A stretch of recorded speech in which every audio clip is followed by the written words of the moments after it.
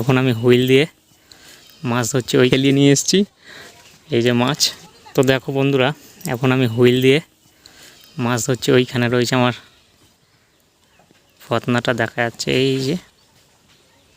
আর ব্যাপক পরিমাণে খাচ্ছে। দুটো বড় বড় লাইলনটি আর বেশ কিছু ছোট রুই মাছ পেয়েছি। যদিও ছেড়ে দিচ্ছি, কারণ নিজেদের পুকুর বলে কথা। নিজেদের বলতে আমি এসেছি শ্বশুরবাড়িতে, তো এইখানে মাছ ধরছি। এই যে আমার ভাইপো। তো এখন মাছ ধরা চলছে, বেশ কিছু মাছ পেয়েছি, ছেড়ে দিয়েছি। মাছ ধরার একটা ভিডিও দেখাবো, যে প্রথম থেকে টোপ ফেলে মাছ ধরছি, সেরকমই এখানে দেখাবো।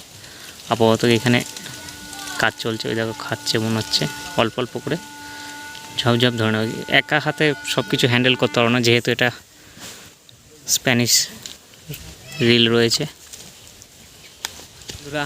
মাছ এক হাতে ধরে এক হাতে হুইল খেলিয়ে নিয়ে এসেছি। এই যে মাছ, গোটালে হবে না।